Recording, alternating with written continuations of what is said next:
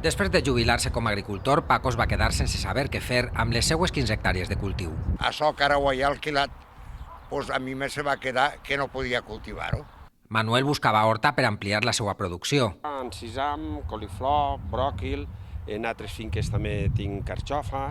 Tots dos han arribat a un acord i ara este comercial cultiva les parcel·les de Paco a canvi d'un lloguer. En una setmana estarà segurament a Mercabarna. Que hi ha molt agricultor que està deixant de treballar per l'edat i per la rentabilitat, i entonces el que té inquietud o té idea o està preparat econòmicament i mecànicament per treballar, ho troba bastant. És un treball que vol facilitar el Banc de Terres, un registre municipal públic que facilitarà el contacte de propietaris de parcel·les amb persones interessades en cultivar-les. Que no hi hagi finques improductives.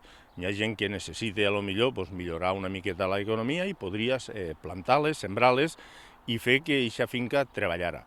Després també està el motiu de que no voldríem finques brutes. Els ajuntaments seran només intermediaris i els interessats establiran les condicions.